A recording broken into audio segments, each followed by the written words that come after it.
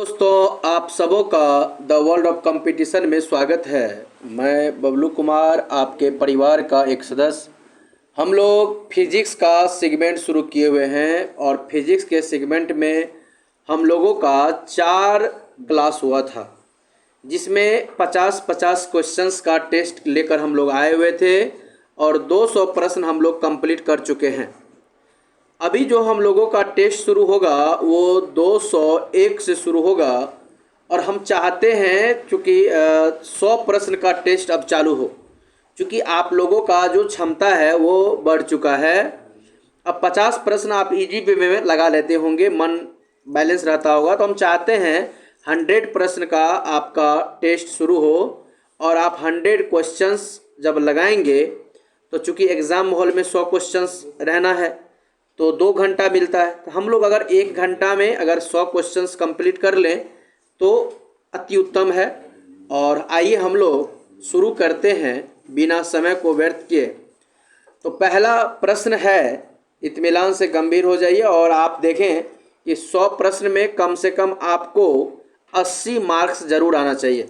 याद रहे, 100 में कम से कम आपको 80 मार्क्स जरूर आना चाहिए। आप ऐसा कोशिश करेंगे। बाकी हम लोग 100 क्वेश्चंस का टेस्ट अब हम लोग आगे बढ़ाएंगे। 100 क्वेश्चंस का टेस्ट रहेगा तो आपके लिए बेहतरीन रहेगा। थोड़ा आदत पड़ जाएगा कि 100 क्वेश्चंस एक बार में कवर करने का, एक बार में अटेम्प्ट करने का।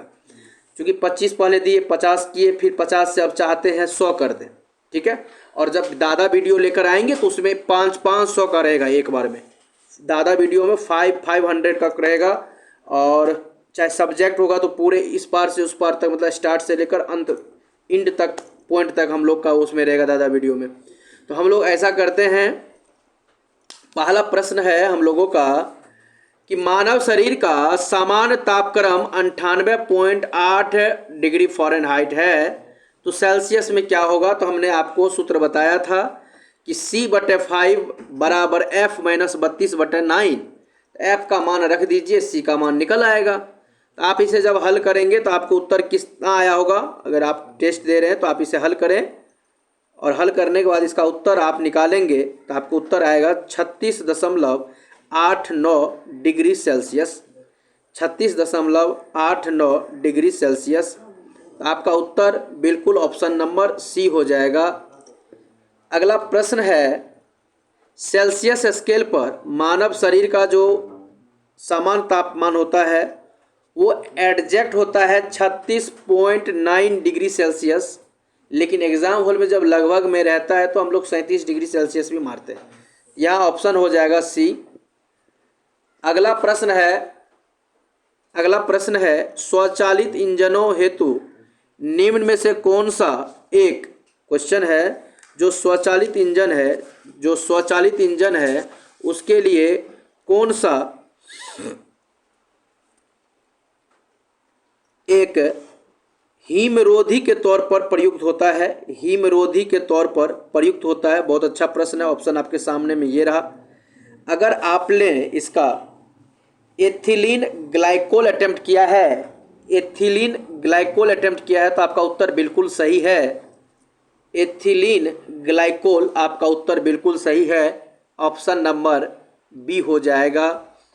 हिमरोधी के तौर पर एथिलीन ग्लाइकोल का प्रयोग किया जाता है। गर्म करने पर जो है विस्तारण, ऑप्शन आपके सामने में है। अगर आपने पदार्थ का घनत्व घटा देता है, अगर अटेम्प्ट किया तो सही है, क्योंकि गर्म करने पर जो विस्तारण है वो पदार्थ का घनत्व घटा देता है। ऑप्शन नंबर सी आपका उत्तर सही है। अगला प्रश्न है, ध्यान देंगे कि जब बर्फ पिघलती है तो उसका आयतन घटता है। याद रखेंगे, जब बर्फ पिघलती है तो उसका आयतन घटता है, ये बात याद रखेंगे। और जब पानी जमता है तो उसका आयतन यहाँ चूँकि बढ़ने का बात हो जाता है और यहाँ पर पिघल रही है तो घटने का बात हो जाएगा। तो बर्फ पिघलने से उसका आयतन घट जाता है, जबकि पानी के जमने से आयतन बढ़ जाता है। इसीलिए तो जाड़े के समय में नल का जो पाइप होता है फट जाता है, क्योंकि पानी जमने के बाद उसका आयतन बढ़ जाएगा और वो फट जाएगा। तो यहाँ पर उत्तर हो जाएगा आपका आयतन घटता है, ऑप्शन नंबर बी हो जाएगा। अगला प्रश्न है कि थर्मोस्टेट का जो प्रयोजन है वो क्या है। इसका मुख्य मकसद होता है तापमान को स्थिर रखना, मेंटेन रखना। जितना टेम्परेचर है, मतलब जो चीज़ आपने गर्म रखा तो गर्म रहे, ठंडा मतलब जिस अवस्था में आपने रखा उसको मैक्सिमम समय तक कोशिश किया जाता है कि उसी अवस्था में उसको हम बनाए रखें। इसको थर्मोस्टेट का काम होता है। अगला प्रश्न है जो रेफ्रिजरेटर में खाद्य पदार्थ ताज़ा रखने हेतु सुरक्षित तापमान कितना है। तो आपको बता दें कि किसी भी रेफ्रिजरेटर में अगर आप चाहते हैं मेरा खाना सुरक्षित रहे तो उसके लिए जो टेम्परेचर होता है वो 4 डिग्री सेल्सियस होता है। आप इतना पर रखें तो आपका खाना सुरक्षित रहेगा। शीशे की छड़ जब भाप में रखी जाती है, बहुत अच्छा प्रश्न है। जब शीशे की छड़ को भाप में रखी जाती है तो इसकी लंबाई बढ़ जाती है, लेकिन इसकी चौड़ाई क्या होती है, तो चौड़ाई भी बढ़ जाती है। याद रखेंगे, जब शीशे की छड़ को भाप में रखते हैं तो इसकी लंबाई के साथ साथ इसका चौड़ाई, क्योंकि व्यास में भी इसकी वृद्धि होती है। याद रखेंगे, लंबाई भी बढ़ेगा और चौड़ाई भी बढ़ेगा, दोनों में इसकी वृद्धि होती है, दोनों में इसकी वृद्धि होती है। तो इसका उत्तर हो जाएगा सी। अगला प्रश्न है यदि हवा का तापमान बढ़ता है इससे इसकी जल वाष्प ग्रहण करने की क्षमता क्या होगी। अगर किसी भी हवा में तापमान बढ़ जाएगा तो जल ग्रहण करने की क्षमता ऑब्वियसली है, बहुत सिंपल प्रश्न है। उस स्थिति में इसका बढ़ जाएगा, क्योंकि आप जानते हैं जैसे ही तापमान बढ़ेगा तो उसका जो है जल ग्रहण करने की क्षमता बढ़ जाएगा, ऑप्शन नंबर बी हो जाएगा। तेज हवा वाली रात्रि में ओस नहीं बनती, क्योंकि जो तेज हवा होती है उस रात में ओस नहीं बनती है, क्योंकि वाष्पीकरण की दर तेज हो जाती है, और जब वाष्पीकरण की दर तेज होती है तो इसीलिए नहीं बन पाता है। तो ऑप्शन नंबर, अगर आपने वाष्पीकरण की दर तेज ये अटेम्प्ट किया है तो आपका उत्तर बिल्कुल सही है। कमरे में लगा हुआ एसी क्या नियंत्रित करता है, बहुत अच्छा प्रश्न है।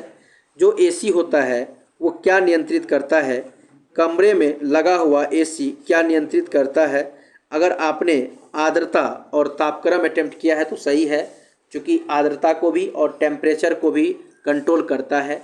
याद रखेंगे, वातानुकूलक एसी, ऑप्शन बी।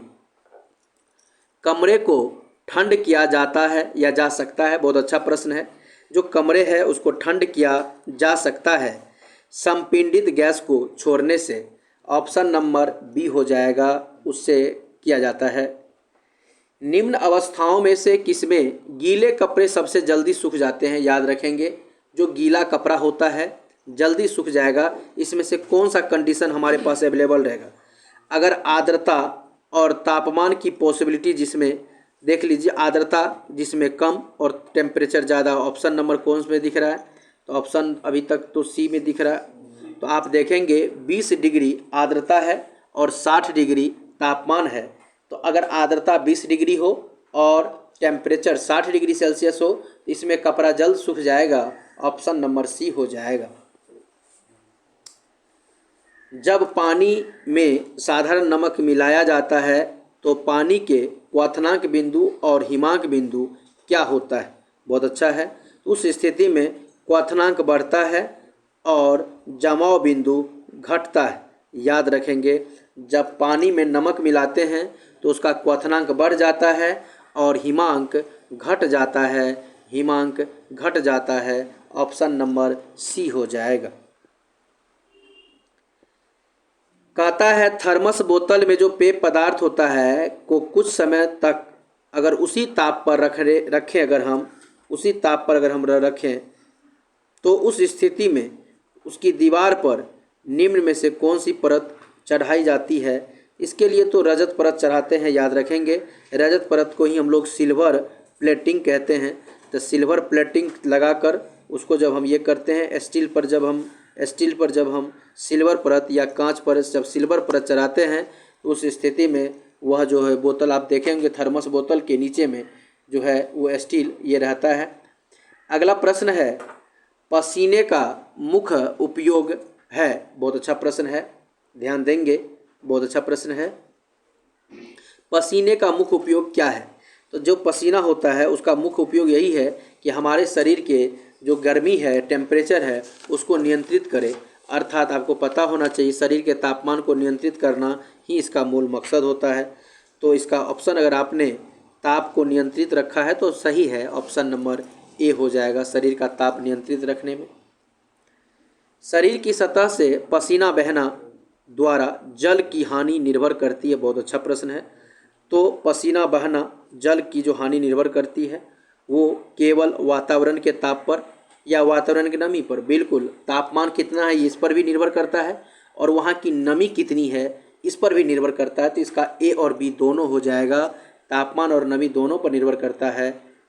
मिट्टी की घड़े में निम्न में से किस क्रिया के कारण जल ठंडा रहता है? तो अगर आपने इसका उत्तर वाष्पीकरण अटेम्प्ट किया है तो बिल्कुल आपका उत्तर सही है, ऑप्शन नंबर बी हो जाएगा। ग्रीष्म काल में जो आर्द्र उष्मा का अनुभव होता है, गर्मी के समय में आर्द्र उष्मा का जो अनुभव होता है, जब मौसम कैसा होता है? तो याद रखेंगे जो उमस वाला जो मौसम होता है, उमस वाला जो मौसम होता है तो आर्द्र उष्मा का अनुभव होता है। उस स्थिति में जब उमस होता है, वातावरण में उमस होता है तो उस स्थिति में अनुभव होता है। शुष्कता की जो दशा है वो संदर्भित है, ऑप्शन आपके सामने में है। अगर आपने निम्न आर्द्रता से संबंधित मारा है, बिल्कुल सही है। शुष्क जो होगा, सूखा तब होगा जब आर्द्रता निम्न होगी। आर्द्रता निम्न होगी तो शुष्क का प्रेजेंटेशन करेगा। अगर आर्द्रता ज़्यादा होगी तो नमी का ज़्यादा भाव प्रकट करेगा। तो यहाँ ऑप्शन नंबर बी हो जाएगा, निम्न आर्द्रता। प्रेशर कुकर में खाना जल्दी पकता है? बिल्कुल पकता है। क्योंकि ऐसा क्या कारण है जो प्रेशर कुकर में खाना जल्दी पक जाता है? ऐसा क्या कारण है? ऑप्शन आपके सामने में है। अगर आप देखे होंगे कि जैसे ही कुकर जो होता है तो प्रेशर कुकर के जो अंदर का जो दाब होता है, मतलब पानी का जो क्वथनांक होता है वो बढ़ जाता है। तो अधिक दाब पर पानी अधिक तापक्रम पर उबलने लगता है। तो इसके ऑप्शन के हिसाब से उत्तर हो जाएगा बी नंबर।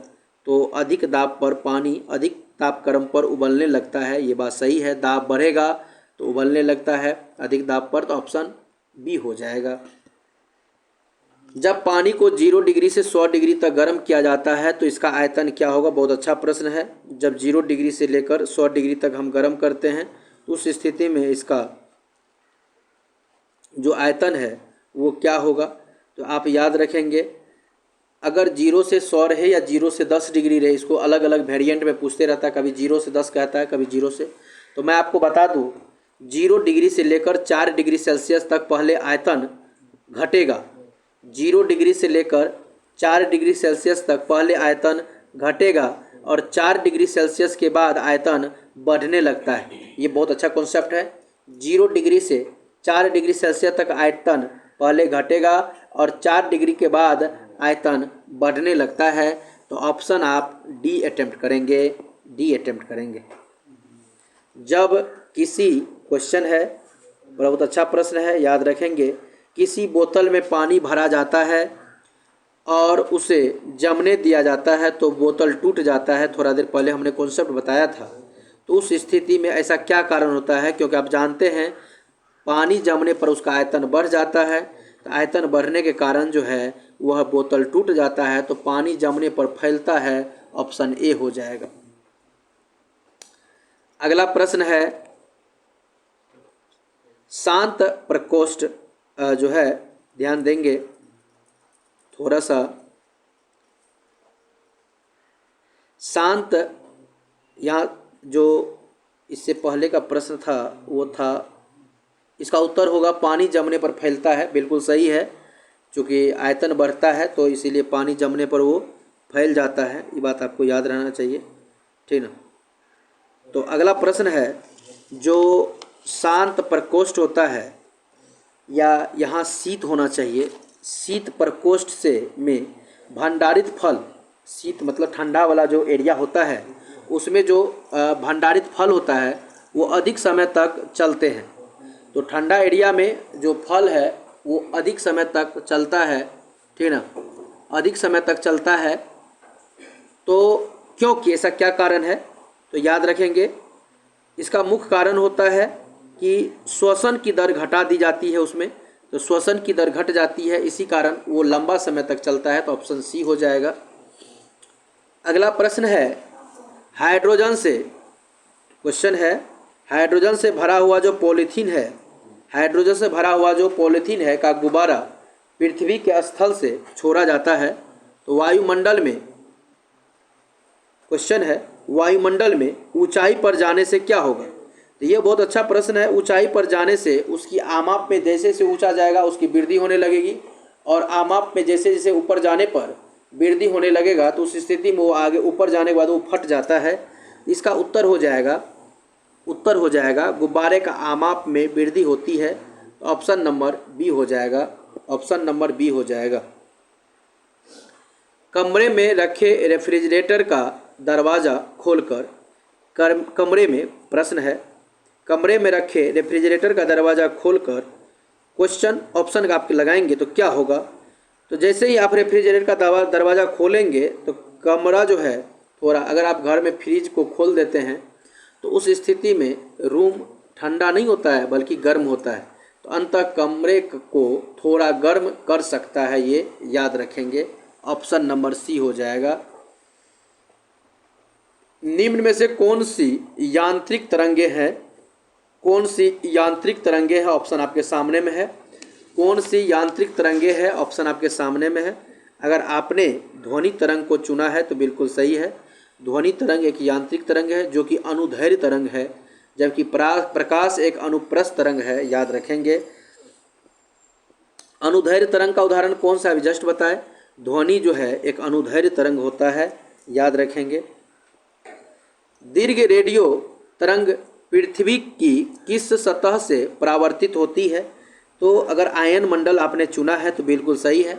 जो दीर्घ रेडियो तरंग होता है वो आयन मंडल से परावर्तित होता है, ऑप्शन नंबर बी हो जाएगा। बेतार के तार का संपर्क पृथ्वी के धरातल को परावर्तित किया जाता है, बहुत अच्छा प्रश्न है। अगर आपने आयनोस्फेयर, हिंदी होता है आयन मंडल, इंग्लिश होता है आयनोस्फेयर, अगर आपने चुना है तो आपका सही है, ऑप्शन सी हो जाएगा। कौन सी तरंग शून्य में संचरण नहीं कर सकता है? तो आपको पता होना चाहिए, यह जो ध्वनि है वो शून्य में संचरण नहीं कर सकता है, क्योंकि ध्वनि एक अनुदैर्ध्य तरंग है और इसके लिए माध्यम की ज़रूरत होती है।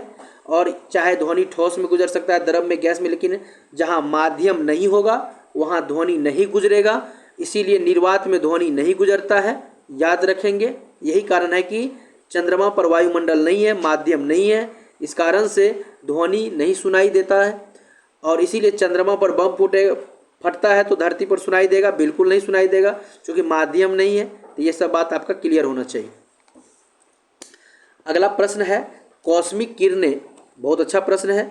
जो कॉस्मिक किरणें हैं वो आवेशित कण है, आवेशित कण है, ऑप्शन नंबर ए हो जाएगा। अगला प्रश्न है, बिना समय व्यर्थ किए हम लोग अच्छे से प्रश्न को अटेम्प्ट करते जा रहे हैं और अच्छा है, इसी तरह से परफॉर्मेंस दीजिए, गुड अटेम्प्ट। और लास्ट में आप हमें स्कोरिंग जरूर बताएंगे, लास्ट में कमेंट करके स्कोरिंग जरूर बताएंगे कि आपका 70 आया कि 65 आया कि 55 आया कि 80 आया कि 95 आया। जितना भी आया आप ईमानदारी से आप अपना स्कोरिंग शेयर करेंगे और इस बार आपकी इस मेहनत का फल दे और आप ज़रूर सक्सेस करेंगे। इस तरह से जो आप कॉन्शस होकर मेहनत कर रहे हैं, इसी तरह से पूरे ध्यान एकाग्र, बको ध्यानम काग चेष्टा, इसी तरह से बगुला की तरह से ध्यान लगा के आप पढ़ते रहिए और आपको सफलता जरूर मिलेगी।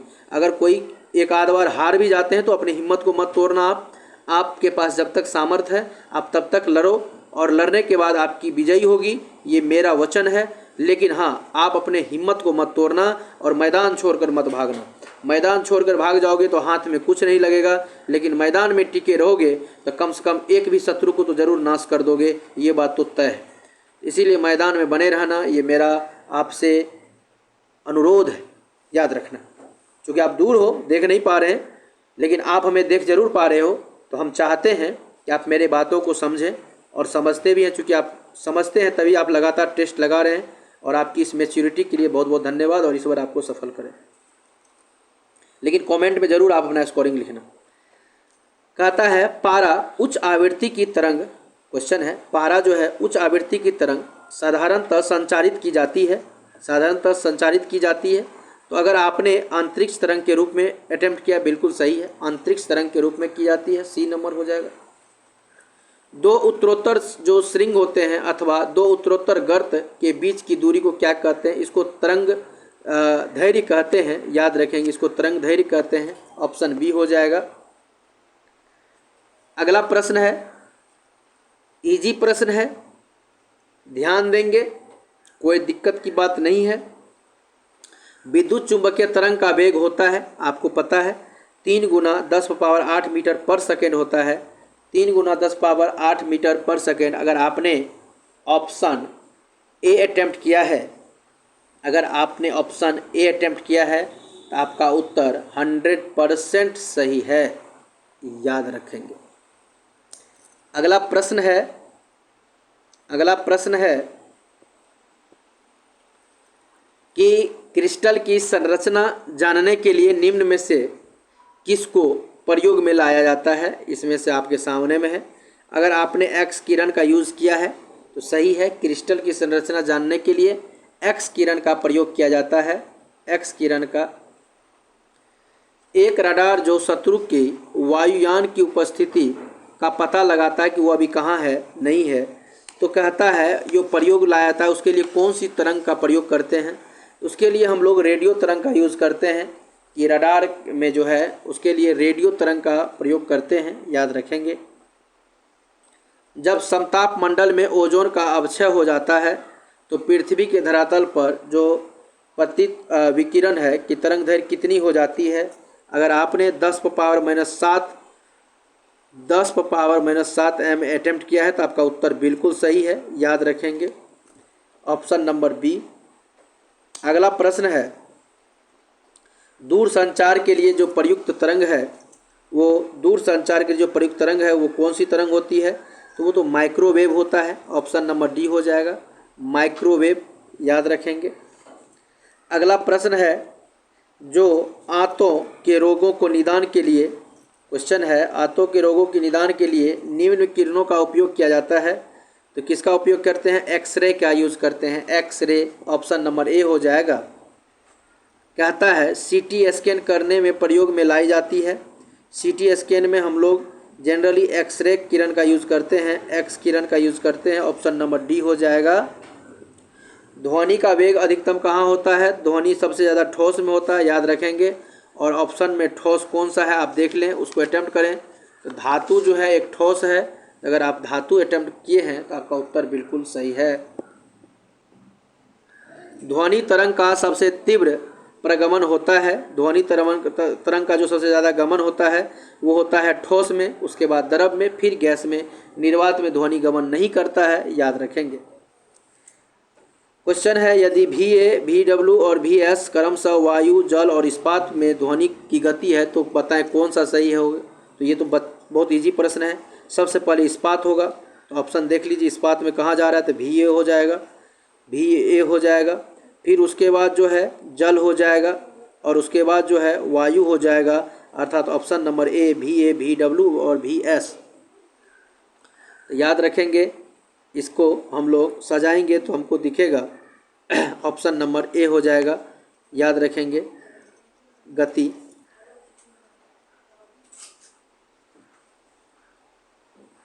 क्योंकि वायु की गति कम होगी, उससे ज़्यादा जल की गति होगी और सबसे ज़्यादा इस्पात की गति होगी, तो सबसे ज़्यादा इस्पात की गति होगी, तो VS दिया हुआ ऑप्शन नंबर ए हो जाएगा। अगला प्रश्न है, 20 डिग्री सेल्सियस के तापक्रम पर किस माध्यम में ध्वनि की गति अधिकतम रहेगी? बहुत अच्छा प्रश्न है। अगर आपने लोहा चुना है तो सही है, क्योंकि लोहा में ध्वनि की गति अधिकतम रहेगी, याद रखेंगे। अगला प्रश्न है, वायु में ध्वनि तरंग होती है, होती तो है, ध्वनि तरंग होती है, लेकिन किस रूप में होती है? तो अनुदैर्घ्य के रूप में होती है, क्योंकि ध्वनि एक अनुदैर्घ्य तरंग है, तो ऑप्शन नंबर बी हो जाएगा, ध्व से ध्वनि, ध्व से धैर्य, याद रखेंगे। ध्वनि तरंग नहीं चल सकती है, तो आपको पता है ध्वनि तरंग माध्यम के बिना नहीं चल सकती है और माध्यम निर्वात में नहीं होता है, तो निर्वात में नहीं चलेगी, ऑप्शन नंबर डी हो जाएगा, ऑप्शन नंबर डी हो जाएगा। आप सोचते होंगे कि सर आप मार्कर का यूज़ क्यों नहीं करते टिक करने के लिए? इसी कारण ताकि आप, अगर हम मार्कर यूज़ नहीं करेंगे तो आप बहुत कंसंट्रेट होकर मेरे बात को भी सुनेंगे और लाइन को भी पढ़ेंगे। लेकिन अगर हम मार्कर का यूज़ करना शुरू कर देंगे तो आप क्या करेंगे कि सिर्फ और सिर्फ आप उस पर ध्यान देंगे और निकल जाएंगे। इससे क्या होगा कि आप आंशिक रूप से आधा ध्यान देंगे। हम इसी कारण इसको हटा कर मार्कर का यूज़ नहीं कर रहे हैं, ताकि आपके ध्यान को हम पूरे केंद्रित कराना चाहते हैं। याद रखेंगे, हम डिजिटल पेन का यूज़ नहीं कर रहे हैं, उसका मकसद है कि आपका ध्यान 100% केंद्रित हो। और दूसरा एक बेनिफिट्स और है कि हम जितना बार डिजिटल मार्कर के लिए यूज़ करेंगे तो 2 सेकेंड का समय बार बार हमको उसके लिए लेना पड़ेगा। तो उसमें जो 2 सेकेंड अगर बचेगा तो 100 प्रश्न में 200 सेकेंड, 250 सेकेंड बचेगा। ज़रा सोचिए, 4-5 मिनट का बचत हो जाएगा आपका इस कारण से। ठीक है, तो 2 फायदा है, एक तो आपका कंसंट्रेशन बनेगा और दूसरा ये। लेकिन आप ज़्यादा अगर दिक्कत होगा तो आप हमें कमेंट कर देना, तो फिर हम डिजिटल पेन का यूज़ कर लेंगे। तो कहता है, अगला प्रश्न है म्यूज़िक जो क्वेश्चन है, ध्यान समझना, उसमें तो निर्वात हो, आपने अटेम्प्ट सही किया। प्रश्न है, जो म्यूजिक जो कंसर्टर्स होता है जो भी, उसके लिए हॉल की दीवारों को कैसा रखा जाता है? तो ध्वनि को अवशोषण करना चाहिए ऐसा रखा जाता है, ठीक ना।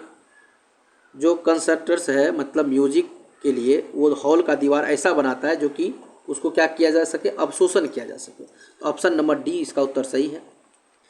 स्पष्ट रूप से प्रतिध्वनि सुनने के लिए जो इक्को आपको जो है रिफ्लेक्ट होने के लिए एक्चुअल में कितना दूरी होना चाहिए? 16.5 मीटर की दूरी होनी चाहिए। ऑप्शन नंबर डी हो जाएगा, 16.5 मीटर। ध्वनि का वायु में वेग होता है 332 मीटर पर सेकेंड, ऑप्शन के हिसाब से 330 लगा लीजिए, 330 मीटर पर सेकेंड, ऑप्शन सी हो जाएगा। चंद्रमा के धरातल पर अगर 2 व्यक्ति एक दूसरे से बात नहीं सुन सकता है तो ऐसा क्या कारण नहीं सुन सकता है? क्योंकि अभी जस्ट बताए थे वहाँ पर वायुमंडल नहीं है, वायुमंडल नहीं है तो माध्यम नहीं है, माध्यम नहीं है तो आवाज़ कैसे सुनाई देगा? संभव नहीं है।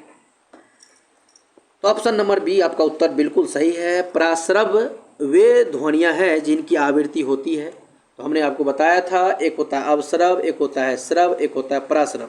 20 हर्ट्ज से कम होगा तो अवश्रव होगा, 20 से लेकर 20,000 होगा तो श्रव होगा, और 20,000 हर्ट्ज से ज़्यादा होगा तो प्राश्रव हो जाएगा। तो ऑप्शन नंबर हो जाएगा ए हो जाएगा। 20,000 से ज़्यादा जिसकी आवृत्ति होती है उसको हम लोग प्राश्रव कहते हैं। ऑप्शन नंबर ए हो जाएगा। अगला प्रश्न है, मनुष्य की जो श्रव्यता है उसकी सीमा क्या है?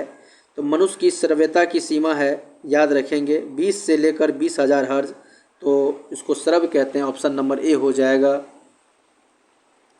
एक जैव पद्धति जिसमें प्राश्रव ध्वनि का उपयोग किया जाता है, बिल्कुल सही है। तो सोनोग्राफी ऑप्शन अगर आपने चुना है तो बिल्कुल सही है, ऑप्शन नंबर ए। प्राध्वनिक जेट की उड़ान के कारण क्या होता है? जो प्राध्वनिक जेट उड़ान होता है उससे के कारण क्या होता है? अगर आपने ओजोन लेयर में बाधा मारा है तो सही आपका उत्तर, ओजोन लेयर में बाधा हो जाता है। ऑप्शन सी हो जाएगा।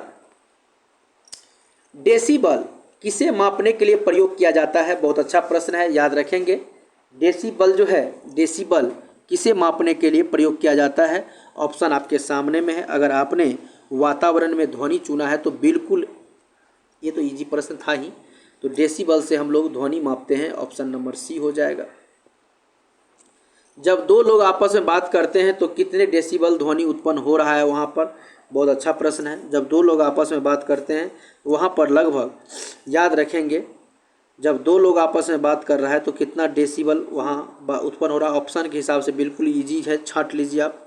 अगर आपने 30 डेसिबल मारा है तो आपका बिल्कुल उत्तर सही है, 30 डेसिबल आपका उत्तर सही है। अगर 100 डेसिबल का कोई नॉइज़ का प्रबलता स्तर संगठन करता है तो वो कौन सा हो सकता है? अगर याद रखेंगे, उस स्थिति में यंत्र कारखाना ही हो सकता है, चूँकि यंत्र कारखाना ही 100-110 तक उत्पन्न करता है।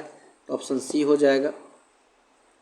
WHO ने बताया है कि अगर कोई सुरक्षित रूप से मतलब 45 डेसिबल के स्तर पर ये करता है तो वो स्वास्थ्य के लिए नुकसानदेह नहीं है, इससे ऊपर का नुकसानदेह हो जाता है। WHO का रिपोर्ट है।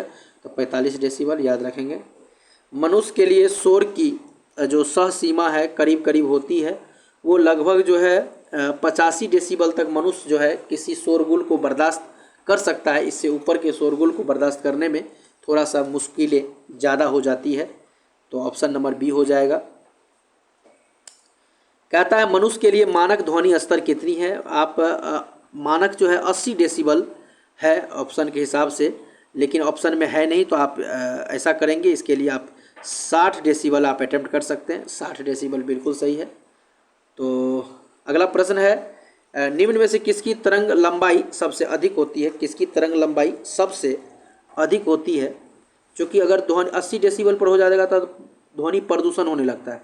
ध्वनि प्रदूषण 80 डेसिबल पर होने लगता है, याद रखेंगे। तो किस तरंग की लंबाई सबसे अधिक होती है। किस तरंग की लंबाई जो है सबसे अधिक होती है, अगर ऐसा प्रश्न है तो आप देखेंगे, अगर आपने इसके ऑप्शन को देखेंगे तो ऑप्शन में अगर आप रेडियो तरंग चुना है तो आपका उत्तर सही है, क्योंकि ऑप्शन के हिसाब से रेडियो तरंग सही है। रेडियो तरंग नहीं रहता तो माइक्रोवेव चुनते, माइक्रोवेव नहीं रहता उस स्थिति में अवरक्त किरण चुनते, अगर ये भी नहीं रहता तो दृश्य प्रकाश चुनते, अगर ये भी नहीं रहता तो परावैंगिक किरण चुनते, अगर ये भी नहीं रहता तो एक्स किरण चुनते, और ये भी नहीं रहता तो गामा किरण चुनते, और ये भी नहीं रहता तो हाय हेलो बाय कर देते। तो इस तरह से आपको याद होना चाहिए। यहाँ पर हो जाएगा रेडियो तरंग। अगला प्रश्न है समान यंत्र रिमोट जो है कंट्रोल में जो यूज होता है वो अवरक्त किरण, रिमोट में अवरक्त किरण होता है, ऑप्शन सी हो जाएगा। दूरदर्शन प्रसारण में चित्र संदेशों का जो संचरण होता है, क्वेश्चन है दूरदर्शन प्रसारण में जो चित्र संदेशों का संचरण होता है, ऑप्शन आपके सामने है। तो अगर आपने ये जो प्रश्न है अगर इस प्रश्न को अच्छे से अटेम्प्ट करेंगे तो आपको दिखेगा। तो इस स्थिति में दूरदर्शन जो होता है उस प्रसारण में जो यूज़ करते हैं वो करते हैं आयाम मॉडुलन द्वारा, आयाम मॉडुलन द्वारा, ऑप्शन बिल्कुल ए हो जाएगा। अगला प्रश्न है कि जब एक रेडियो स्टेशन से 30 मीटर बैंड पर प्रसारण प्राप्त होता है, इस स्टेशन द्वारा जो प्रेषित वाहक तरंग की आवृत्ति होती है वो कितना होती है। तो 10 मेगाहर्ट्ज होता है, 10 मेगाहर्ट्ज होता है, याद रखेंगे 10 मेगाहर्ट्ज, ऑप्शन सी हो जाएगा। अगला है 100 वाट का बिजली का बल्ब 10 घंटा जलता है तो 5 रुपये प्रति यूनिट की दर से कितना आएगा। तो इसका सिंपल सूत्र है 1000 मतलब जितना वाट है उतना गुना जितना घंटा जलता है उतना, और गुना जितना दिन जलता है उतना, गुना जितना चार्ज है उतना, बटा 1000 कर दीजिए, हो गया। तो 100 गुना 1000 कट गया 1000 से, तो बच गया 1 गुना 5 रुपया हो जाएगा खर्चा। ऑप्शन नंबर सी हो जाएगा, ऑप्शन नंबर सी हो जाएगा, याद रखेंगे। अगला प्रश्न है ध्यान से समझेंगे कि अगर 100 वाट प्रश्न है, ये थोड़ा सा आपको हल्का सा धुंधला दिखाई देगा प्रश्न, लेकिन मैं पढ़ने का कोशिश करता हूँ, आप एक बार ध्यान देंगे। यदि 100 वाट का बिजली का बल्ब, ध्यान समझेंगे, यदि 100 वाट का बिजली का बल्ब यदि 10 घंटा जले तो बिजली का खर्च स्तर क्या होगा। तो 100 गुना 10 कर दीजिए, 1000 से भाग दे दीजिए, तो कितना आएगा, काट कर 1 आएगा, तो 1 यूनिट जलेगा, ऑप्शन नंबर ए हो जाएगा। अगला प्रश्न है 1 किलोवाट जो है घंटा का मान कितना होता है।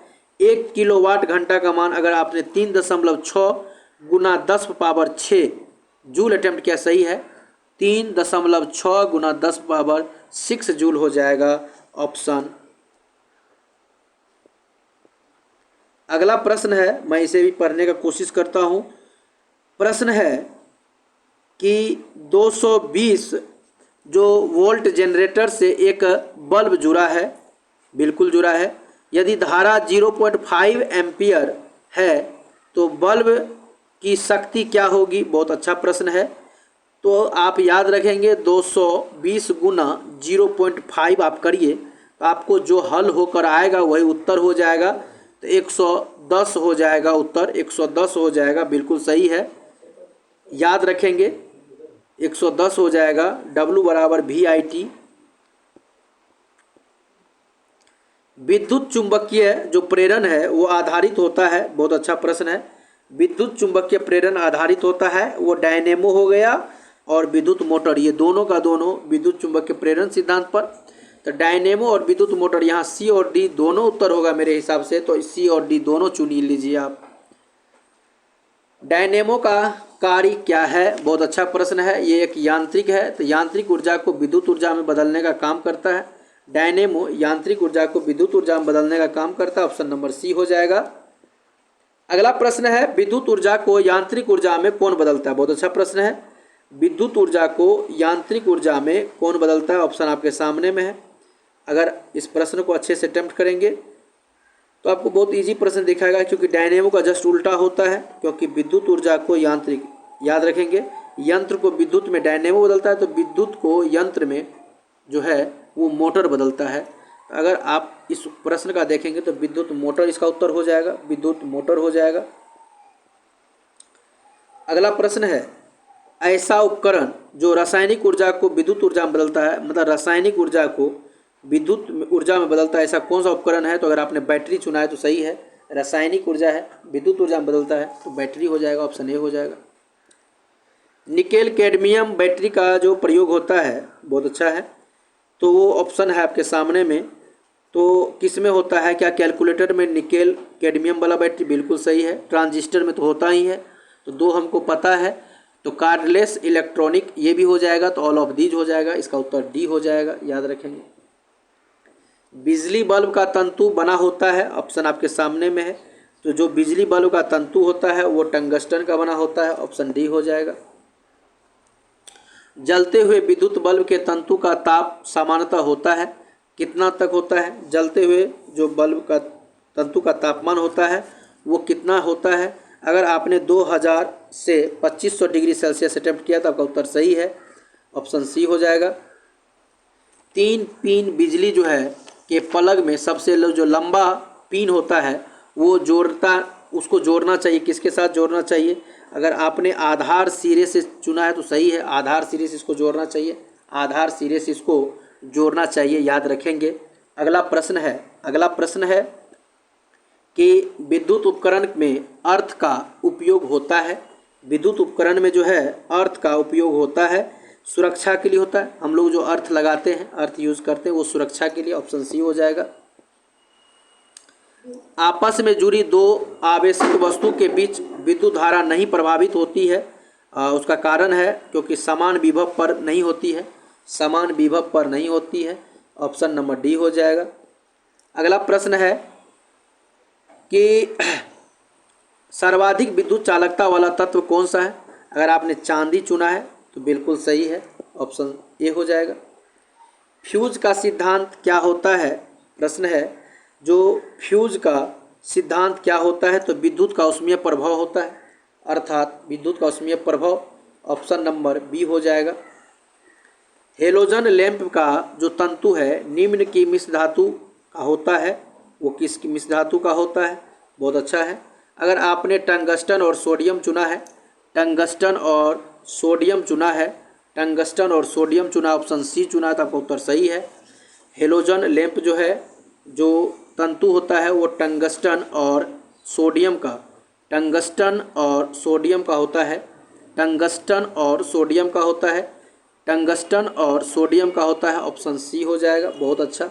मैं कुछ कंटेंट को 5-6 बार बोल देता हूँ ताकि आपको याद हो जाए आसानी से। घरेलू विद्युत जो तार है वो स्थापन मूलतः होता है। अगर आपने समांतर सीरीज में लिखा है, समांतर क्रम में, तो आपका सही है, ऑप्शन नंबर बी हो जाएगा इसका उत्तर। कहता है घरेलू विद्युत सप्लाई के दौरान काले रंग का जो आवेशन युक्त तार होता है, जो काले रंग का तार होता है वो किस चीज़ को, तो उदासीन तार होता है, याद रखेंगे। वो काले रंग का तार उदासीन होता है, ऑप्शन सी हो जाएगा।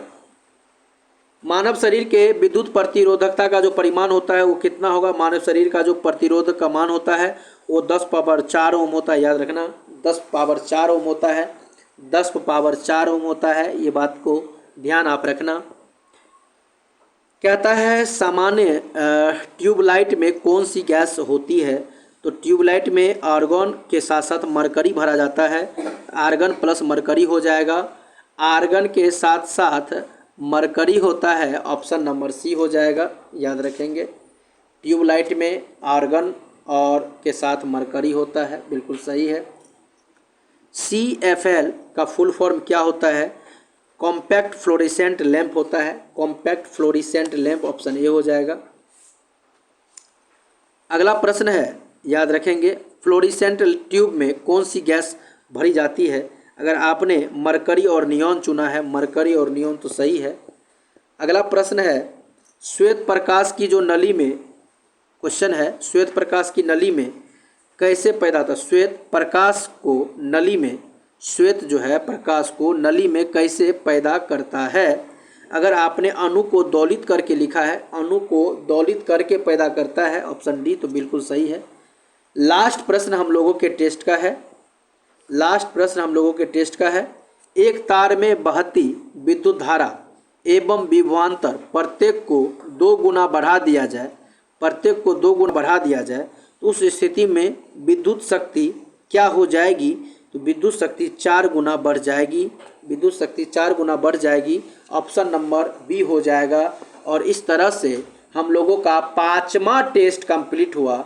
4 टेस्ट तक 50-50 क्वेश्चन था, 5वां टेस्ट से हम लोग 100 क्वेश्चन का सीरीज शुरू किए हैं। हम उम्मीद करते हैं आपने 50 से ऊपर ही मार्क्स लाया होगा, कुछ बच्चा तो 92 तक टच कर दिया होगा। तो आप अपना स्कोरिंग हमें कमेंट बॉक्स में ज़रूर लिखें। बाकी धन्यवाद, अगले क्लास में मिलते हैं हम लोग। बहुत सारी शुभकामनाएं, ईश्वर आप लोग को सफल करे। धन्यवाद, बेस्ट ऑफ लक।